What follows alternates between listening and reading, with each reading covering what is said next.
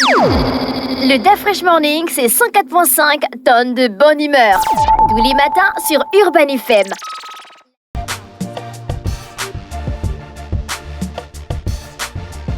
Vous êtes sur les 104.5 Urban FM, la station urbaine, et vous écoutez le DAF Fresh Morning. Nous sommes avec M. Ndong Cédric, il est responsable cybersécurité à Eramet. Il est accompagné de M. Alogo Abesolo Arsène, qui est responsable technique cybersécurité.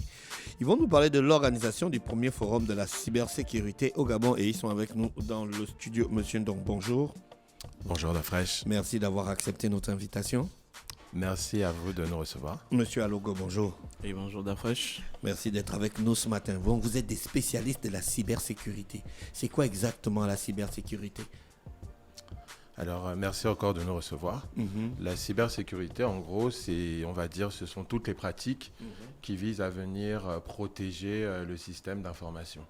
Donc, à faire en sorte que votre système d'information ne soit pas exposé à diverses menaces, à des hackers. On entend souvent parler de cyberattaques aujourd'hui dans l'actualité. Donc, c'est vraiment toutes les pratiques qui visent à venir sécuriser le système d'information.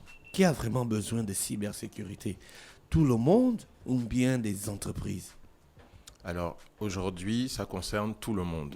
Aussi bien vous, dans la vie de tous les jours. Oui. On a vu des cyberattaques où on vient récupérer, par exemple, vos numéros de carte bancaire. On va vider l'argent de votre compte, tout simplement. Donc, aujourd'hui, ça concerne vraiment tout le monde. Et à plus large échelle, au niveau des entreprises, on a des cyberattaques qui viennent paralyser tout le système d'information.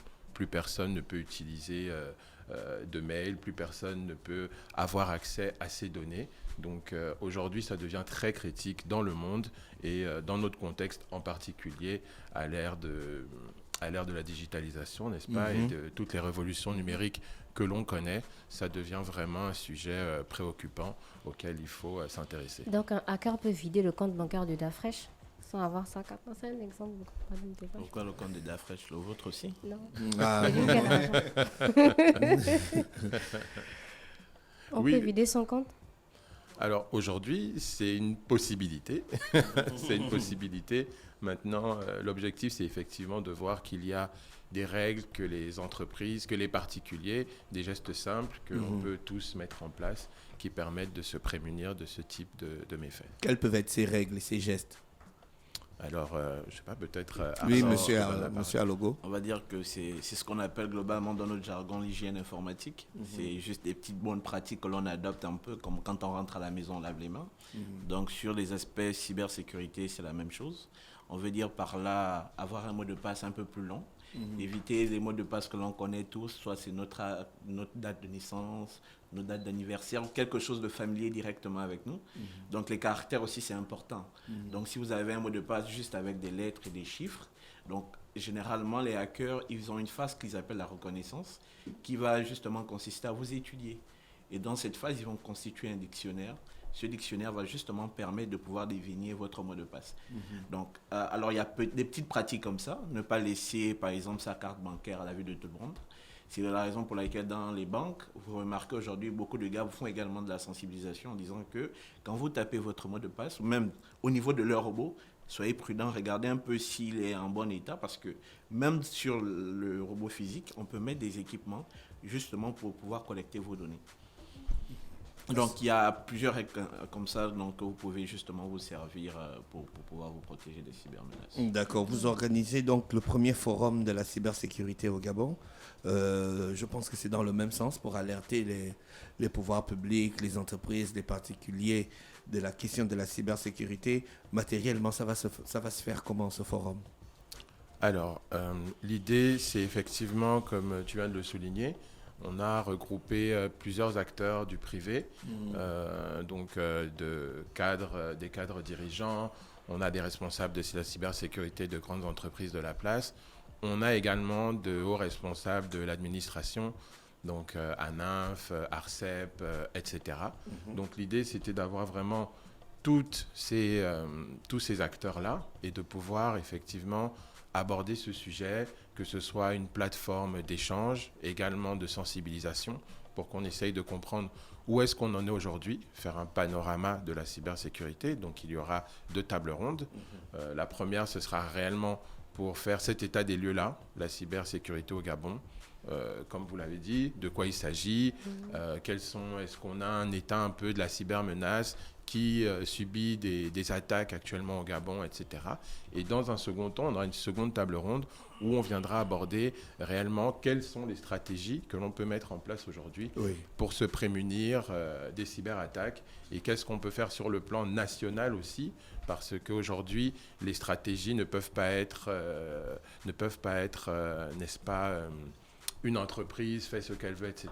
Il faudrait qu'on ait une stratégie sur le plan national qui englobe tout le monde, les pouvoirs publics, les privés, que l'on puisse collaborer, créer un cadre juridique et accentuer la sensibilisation pour tout le monde. D'accord, ce forum va se passer où?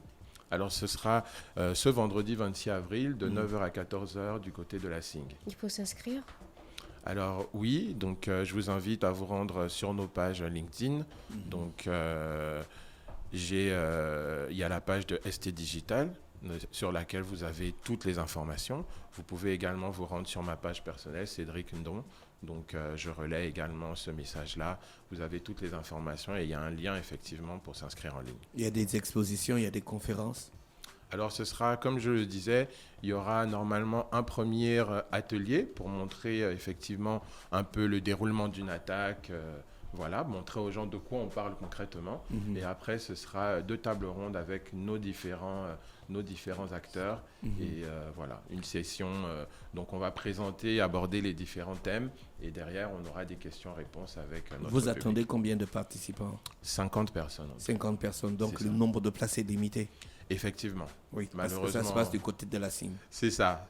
C'est une première édition. Donc voilà, on espère que l'engouement sera au rendez-vous et qu'on sera mieux accompagné pour la seconde édition. Vous avez identifié des personnes ressources pour les tables rondes? Tout à fait. Tout à fait. Comme je disais tout à l'heure, on est vraiment allé chercher des directeurs généraux d'entreprise, des responsables cybersécurité, des responsables de l'administration publique également, donc des personnes qui savent de quoi elles parlent, qui seront, nous l'espérons, vraiment pertinentes sur le sujet. Qu'est-ce que vous attendez au sortir de ce forum? Alors, peut-être... Alors, plusieurs choses. Alors, comme si vous prêtez attention aux différents panélistes, c'est assez vague. Donc, on va du secteur de l'exploitation minière à tous les aspects du numérique, donc la NINF et l'ARCEP. Donc, l'idée aujourd'hui, c'est la cybersécurité est très mal compris.